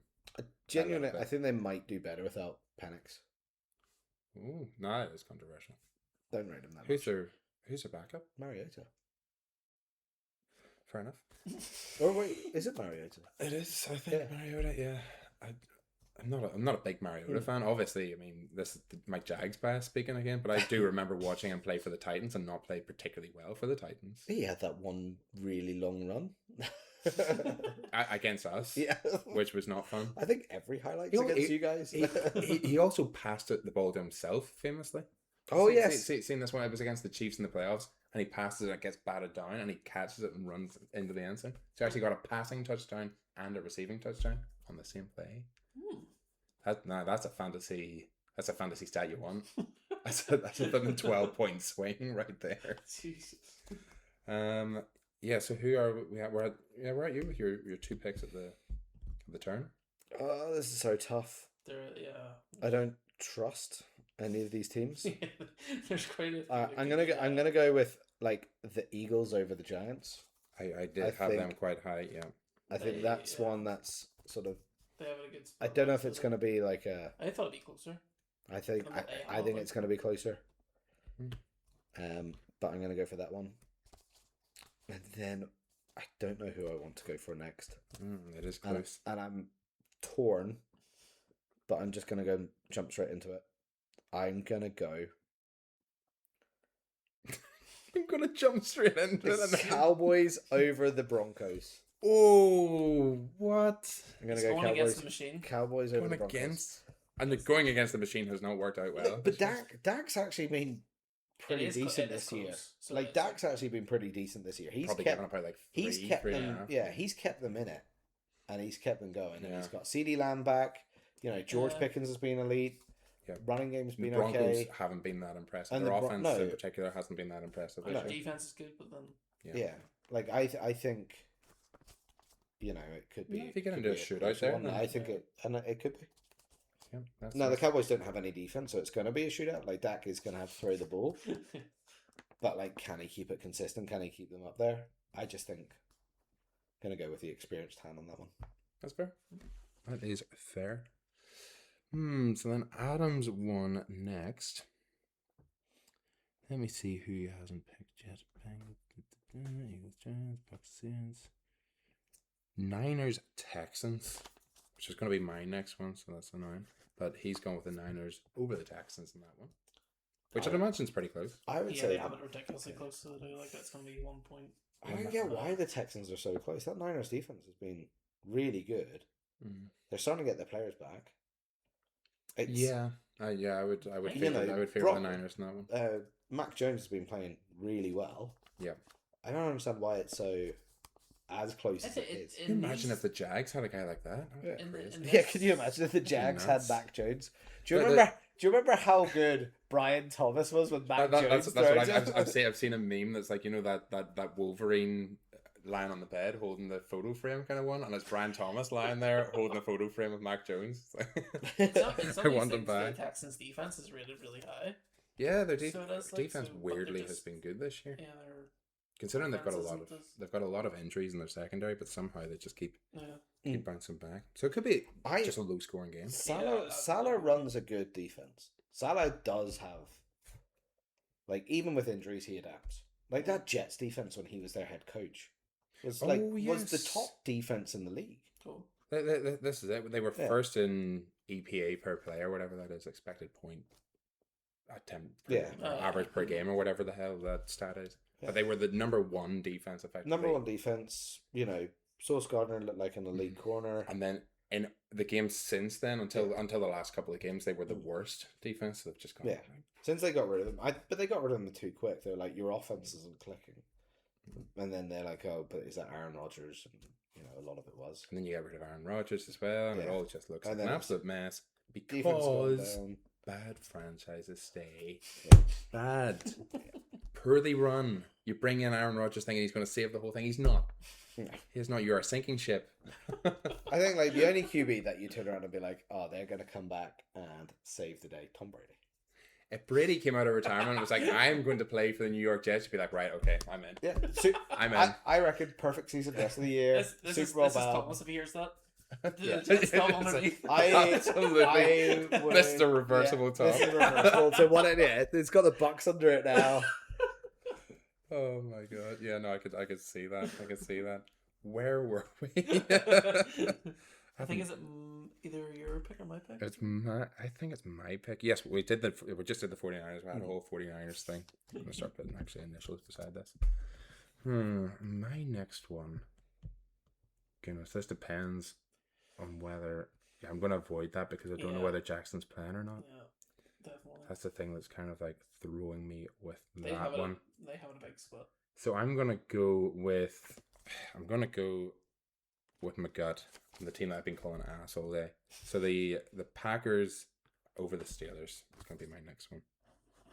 I think the Packers are gonna start to hit their form. The only thing that I'm thinking is Aaron Rodgers is that big an ego. Is he just gonna want to go and score like 6 touchdowns against the Packers? I mean, he's gonna want to score 6 touchdowns every day, but he can't. He's not as good as he used to be. You know? Yeah, but there's just gonna be like some like superhuman kind of thing where he just like throws Michael Parsons about 10 yards and just launches it. Every play is a winner. No, every DK Metcalf is somehow wide open every single play, and he's able to bomb it 80 yards down the field. Dear. I would hope so, because I have Metcalf, but I can't say it. That's fair enough. So yes, we're with FanDuel now. So there's 2 games left. Bears, Ravens, and Bucks and Saints. Is that the 2? No, Bucks and Saints have been picked. Oh, it's Vikings, Chargers. Vikings, Chargers, and Bears, Ravens are the only 2 left. I'll go Chargers against the Vikings. Chargers against the Vikings? I'm going to go Chargers over... The problem with the Ravens one is it's just like... just depends whether Jackson comes back or not. And it's still a bit iffy at the minute. So I reckon he's going to be back. That's kind of why we've been leaving it, because we just don't know. We just don't know. Yeah. If Jackson's back, you kind of put it on the... I was going to say Bears team is clicking more. Yeah, I do just have something in my head, and again, this is like the Steelers fans. If there are any listening, are going to come at me. Just like my anti-Steelers thing, going like, the Steelers aren't the best team in that division. The Ravens are the best team in that division, even with everything that's happened. If Lamar Jackson comes back, they've got a soft enough schedule that I could see them coming back and winning like 8 or 9 games the rest of the year. But I don't think the Ravens are like the best team in that division. Like, I mean, on paper, yeah, they should be, but that defense has been absolutely blowing them up. So like that is just, defense wins championships, and they just don't have one. No. That's so true. So true. Just don't have one. So true. The Bears do. But the Bears, how much do you trust turnovers is also the question. The Jags were this unbelievable turnover machine the first 4 weeks of the season. Been rubbish since. Absolutely rubbish since. Jags will always be Jags. Jags gonna jag. Jags gonna jag. Think about the money you're going to save on your whiskey shots for Jags wins. I've got them sitting there. I've got the bottles sitting there now. This is going to be a generational heirloom for for your kids. This is going to be passed down hundreds of years. This one bottle of whiskey. I kid you not. At the start of this year, because we went on a really bad losing streak at the end of last year, at the start of this year, I actually had to blow dust off it. Like, genuinely, I was like, "Oh, we won a game." Can whiskey go off? Yeah, no, it's terrible. Being a Jags fan, but that is fair enough. We will jump into, if there's nothing else. Yeah, Adam's the power rankings. Our NFL expert's not here. Yeah, we've got to talk about the power rankings. I'm gonna start at the bottom. We'll start at the bottom because it kind of you were talking about it got more clarity during the weekend there. He has the Jets last. Yeah. He's a Jets fan. He's feeling very, very sore. And they're 0-7. So it makes sense. Yeah. Makes a lot of sense. Jets last. I don't have the Jets last. I've got the Titans last, but that's Jags bias. It's not. Ignore that. Cut that. The Titans have a win though, don't they? They have a win. They're not winless. But they have more 10-point plus losses than any other team. Oh, okay. So they've lost 6 games. Did they? Oh yeah, they lost by more than 10 points against the Patriots. So 5 of their games have been by 10 or more. Ouch. Whereas the Jets, pretty much all of their games they've held to within a score. It does even if they've lost. The Jets' defense has been good some of the games. The Jets weirdly stay competitive. Yeah. No matter how bad their offense is, no matter how bad they're playing. Though I think it always feels like garbage time. They make up a lot. Well, not in the last 2 games. The defense has been really, really good. But yeah. And the Steelers game week 1 was a good example of like they were, really, really close to winning that game. It came down to a long field goal. This is wild. I've actually just asked AI to produce like a power rankings for the 32 teams. It's quite interesting. Jets are number 1. Jets aren't number 1. You're right. Tennessee Titans 32. Tennessee Titans 32 in AI, so it's not. I'm right then. And then Jets 31. Yeah, Tennessee Titans they're deeming worse than New York Jets. Yeah, so then let's see. So Adam had the Raiders in at 30. He feels like they solidified themselves there with 31-0 loss. Yeah, when you don't put up a single point against the Chiefs, and the Dolphins at 29, who kind of again really embarrassing loss. Interestingly, AI has turned around and said Miami Dolphins number 30. Fair. And I'm like those two are interchangeable, but it doesn't have the Las Vegas Raiders. I had the Raiders. Doesn't have the Raiders till 27. Oh. So it's got the Raiders a little bit higher. Does it have the And it Saints? might just be because they've got 2 wins. So yes, it's got the New Orleans Saints, number 29. So 29, and then Adam has the Browns at 27. So the Browns climb. They climbed for me this week. So this is where we're gonna get into the interesting discussion. AI, Baltimore Ravens 28. Ooh. Baltimore Ravens right down. Now, Well, in terms of point differential, yeah, it makes sense. Yes, the Raiders are 1-5, or the Ravens are 1-5. Mm-hmm. They haven't looked good. Yeah, it just feels. I suppose if you're looking at it from what's happened, but like if you think like the Ravens could do a lot better very quickly, They could do. if you know what I mean. So it feels like harsh to like knock them down that far. I don't know, because I think you base the power rankings on What's happened? what's happened. Especially No, but like yeah. but it just feels like they. But like could- on they paper, could turn it around a lot they more could than, turn like, it around. They could go a lot right quicker up. than Yeah, someone else. but I reckon they'd move up the power rankings quite quick. So, Yeah. so let's see. So we've had Adam's bottom 6. We'll round out the bottom 10. Yeah. Okay, so the Cardinals he has next at 26. Then he has the Ravens at 25. The Panthers at 24 and the Bengals at 23. It's weird that he kept the Panthers quite low. So Yeah. the Panthers aren't in the bottom 10 here. No, I don't have. I don't think I. Have I don't think them I'd on have the 10. Panthers on. They've won. I weirdly have the Panthers up at 18. Yeah, the Panthers have been good I had the them last climbing. couple I of had them games. climbing above the Jags for some reason, Yeah. but that's just because I hate the Jags. I mean, But he wasn't here to kind of. Oh, Tell us what happened. he will talk us through these at some point, and I've these got like a voice note from. they'll change hugely on a weekly basis because that's what Adam does. He's reactionary. Oh yes, yeah, that's true. yeah. So like here we have Cleveland Browns, Arizona Cardinals. New Orleans Saints 29, Baltimore Ravens 28, Vegas Raiders 27, Cleveland Browns 26, Arizona Cardinals 25. Okay. I disagree with this one because I think they deserve to be a little bit higher. I know they just lost that game. New York Giants 24. Yeah, see, Yeah, I still do have the Giants quite. I have them 24. But I think I would have them. I'm less likely to move people to react strongly and move people up, particularly after losing a game. So I had the Giants quite low. Okay. Yeah. They had. So the way the Giants kind of worked that was, let's have a really, really good week against the Eagles. Then let's absolutely poop the bed against the Saints. And let's just like keep on flip-flopping and losing bad games and winning good games. And so you don't know what to do with them. So I've just kind of kept them in that bottom 10 kind of bracket. Adam has them at 20. Giants at 20. I kind of like them at 20. Yeah. So he has them over the likes of the Vikings and the Yeah. Texans, which is interesting. Yeah, so here it would also be Cincinnati Bengals then as 23. So that's the top 10. Yeah, no, that's not that matches. Do you think the Bengals and Giants could be up again? If you mean like in next time we're done. If Joe Flacco keeps playing the way he's playing, yeah. And the Giants, the I suppose like you said, they're just so. The only thing that's going against me for like, okay, the Bengals would move to 4-4 if they won, but they would be coming off a win against the Jets, and I know I'm saying I've moved the Panthers up, but again, it's a case of like, how much do you react to that kind of result? It's like the Browns, I didn't move up that much because the Dolphins are just in like self-destruct mode. Yeah. So I'm just curious. Whereas what was the other one there? You were saying it's the Bengals or the Giants. The Giants. So if the Giants went to Philadelphia and beat the Eagles, then all of a sudden they've got the tiebreaker in the division, all this kind of stuff. So they would move up. Yeah, they'd have to move up. Let's jump to the top 10 then.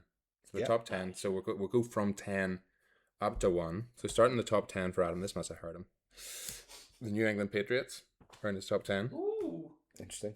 On this, they're just outside that. They're just on number 11. Just outside. I have them inside the top 10. I had them at 9 last week. I've kept them at 9.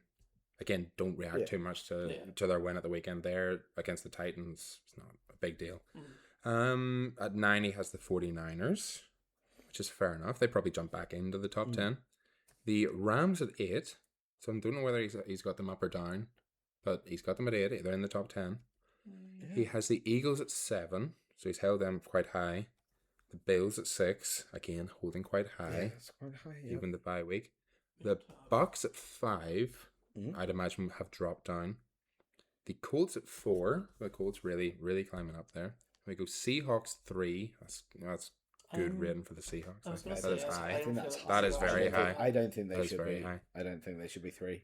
And the Lions and the Chiefs rounded out. So the Lions at number 2 and the Chiefs at number 1. Adam has said, and he wants to pass this on to everybody, that he will not take the Chiefs off number 1 until the refs stop cheating on their behalf.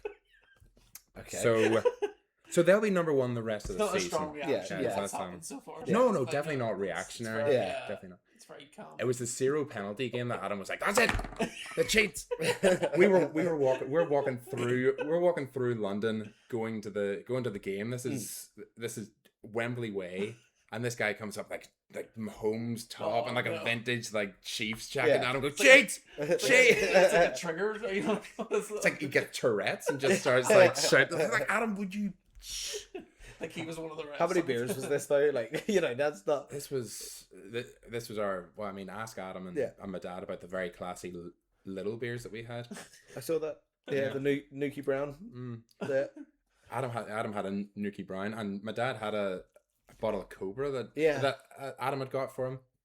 That this guy was walking past with a little shopping bag. He was like, "Is that an English beer?" As if it's like a whole like thing. Yeah. So that was like a bit. We were like, "Whoa, this is a bit weird." Like St. George's flags are going to pop up everywhere, and it's going to be like it's going to kick off like reform. But he's walking with his little bag. Why shop in little if you're like, it's not the... "Ooh, shop British." Walking out with your flipping schnitzel, like what's the deal? Anyway, that was a massive time. English beer is just a weird thing to get caught up on. Is that an English beer? Looking at a bottle of Cobra. Yeah, like no, it is not. Probably bottled in the UK. But anyway, so yes, that rounds out his top 10. How does that differ from the consensus? Interestingly, from mine? Yeah, it was... From mine, I mean, I've gone Chiefs because he didn't have the Colts in the top 10, did he? No, he did. He had the Colts at 4. He had the Colts at 4. really high. Okay, so this is. I had them. Oh, I had 10, them just at number 10. Because, yeah, you've got them very, very down low. because I'm only just getting used to the Colts being good. Yeah, You've got to So- understand. It's so very this is- narrow-minded. So Adam's very reactionary, and you're the opposite. Where yeah, he's you're like, just "Oh, like well, there kinda-" needs to be a lot of evidence going into if Matthew wants to change his spot. But I also think that this is a weird thing because I watch so much Jags football. I don't actually see that many other teams. So even watching Reds, I don't feel like I've seen any Colts at all because their games have never been close. I've never they've actually been, watched. So I feel like I just need to go and watch a Colts game. Completely like shut everything else out. Colts versus Chargers, whatever, game on 40, and see what they're actually like. Yeah, because currently I don't really know, and they're demolishing teams. So I'm like, maybe they should be number 1. yeah. Maybe should be like they're 6-1. Well, this is where they come. Oh. This is where it comes to this. So top 10 on power rankings generated by Gemini. So we've got number 10. Sponsored by Gemini. Number 10. We've got Tampa Bay Buccaneers. They've got New England Patriots number 11, which I'm like, oh, they should be in the top 10. But I'm actually not too opposed to this list because that was a bad loss. If it was a bit of a closer game, I would have been like, no, they should be a bit higher, but that was a bad loss. Number 9, they've got 49ers. And I think 49ers are keeping in it. That's Even fair. with the injuries, they're still doing well. Sneak back in. Things like that. Number 8, they've got the Philadelphia Eagles. Now, I know they haven't Right on looked... with Matthews. Eagles I've got down at 8. Yeah, I know they've been a little bit rocky, but I can understand them being at 8. They haven't been... Oh, yeah. They haven't been, like, exciting enough or Aye.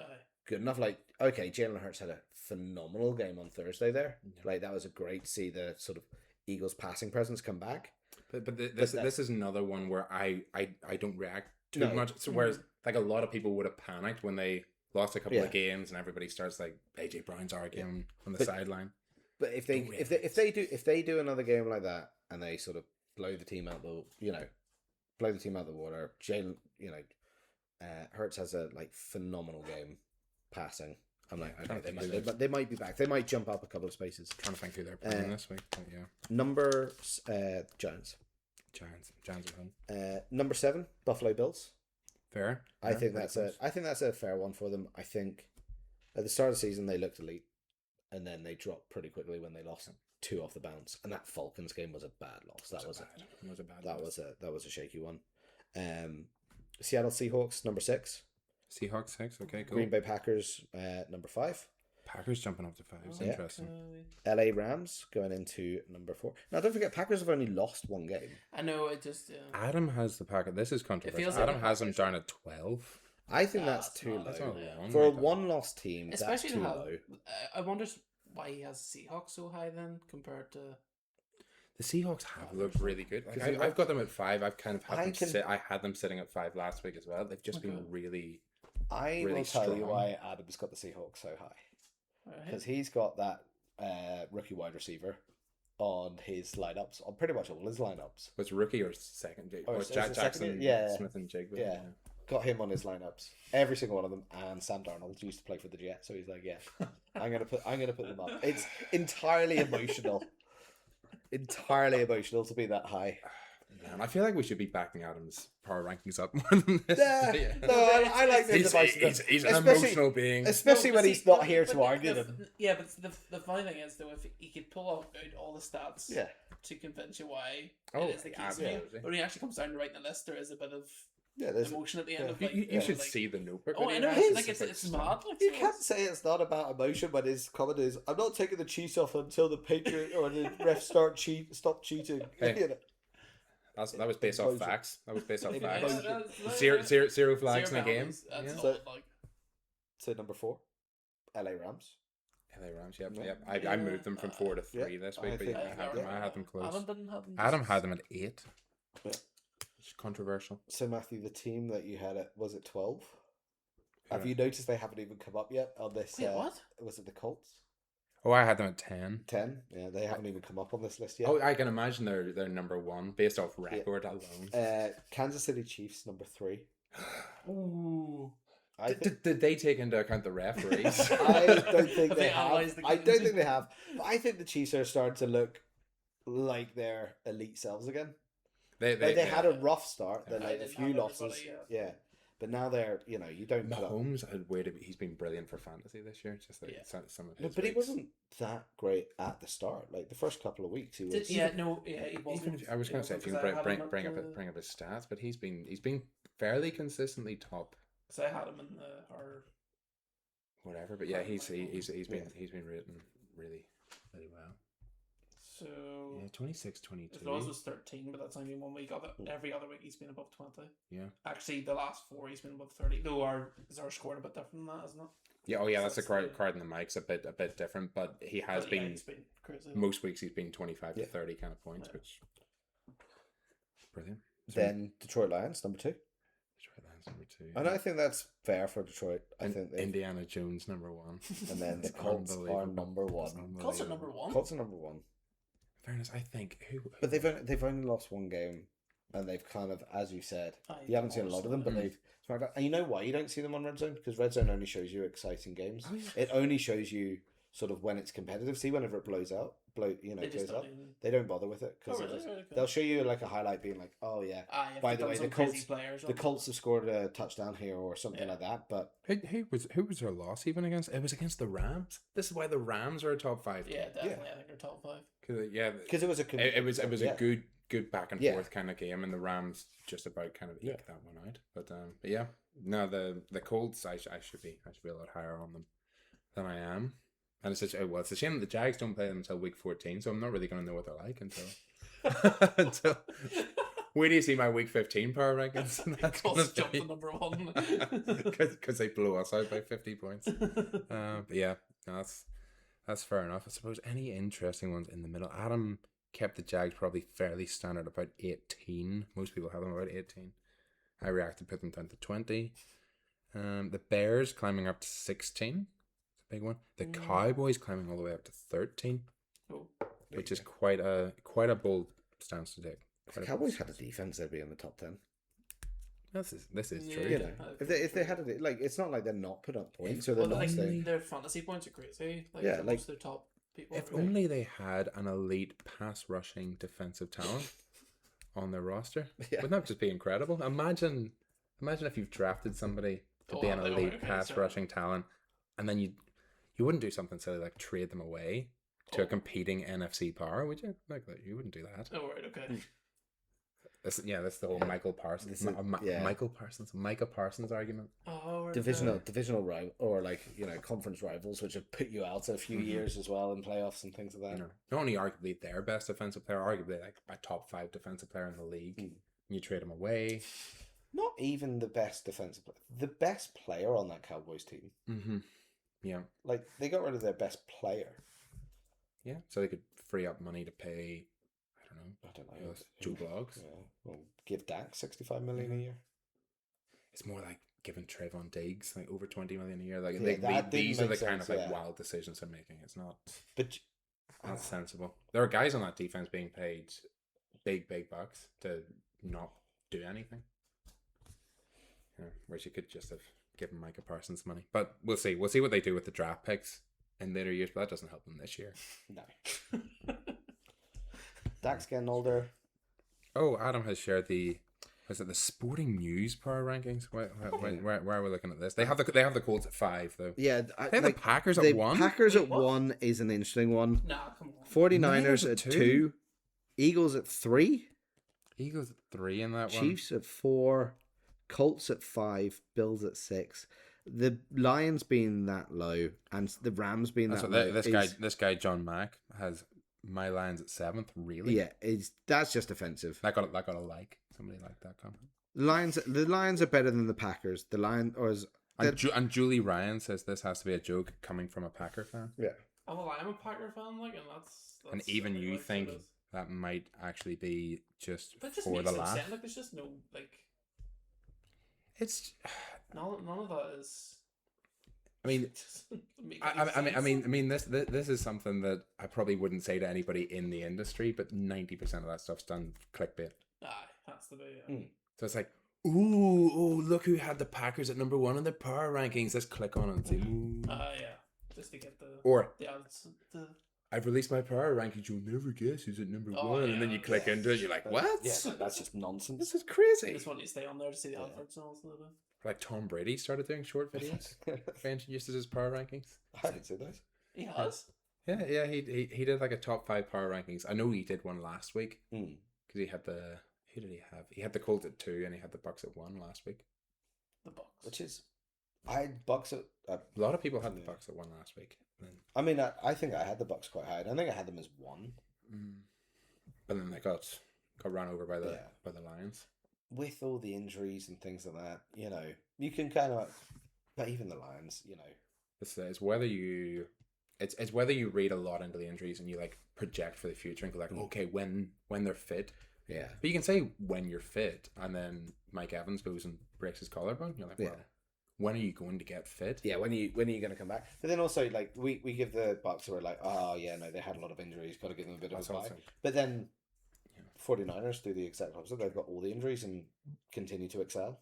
Keep going. But I was going to say, the one sad thing is Mike Evans might have his first ever season below 1,000 yards. Well, that's really he is now going to miss the majority of the rest of the season unless he comes back for like the last game and catches for like 900 yards. Yeah. Which is unlikely. No. It's unlikely. They did try to force feed him the ball the last game last year, but he only needed like 90 yards on 900. So that is sad because how many years is that in a row? It's like 8 or 9. Wait, what? Mike Evans, every year he's been in the league, has received for over 1,000 yards. What the heck? And that's a sign of somebody. He was in the 2014 NFL draft, so he started in the 2014 season. So you're talking about 11 years. 11 seasons. Yeah. 11 straight 1,000-yard seasons. And what's happened from this? Comes to an end. He was injured at the start of the year there. Oh, okay. And then he came back last week, went to catch a pass, landed on his collarbone, broke his clavicle. Jeepers.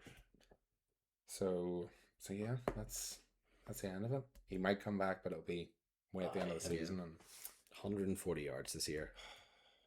That's so 14 sad. receptions. And a whole load of people would have bet the over as well on the whole 1,000 yard. That'd be so sad. Bookies be cashing in. That's so lucky. Do you know what? In 2017, we talk about him getting over 1,000 yards. It's not fun stuff. He got 1,001 in 2017. Yeah. You know, he's last year. technically, yeah. Last year, 1,004. Yeah. 1,004. You know, It's like he does it and then goes, right, that's it, done. 20 Just walks off. 2020, 1,006. You know, it's still Obviously, impressive. misses passes or Yeah. like, catches and also he does. It still is. I think it's staying on the field that long, and that's what's kind of Yeah. catching up with him now. He's 32, getting more injuries. He's so old, Yeah. like 32. So old. Oh, what must I feel Ancient. like? I don't know. I wish I was 32. Really. So old. My poor bones. How do you do all that? I'm still getting That's Right, it, I is that suppose. it? I think I we've think that's pretty pretty much done everything. Yeah, that's it for us this week, guys. Yeah, We'll see you next hopefully week. Hopefully my start sets are all 100% right this week.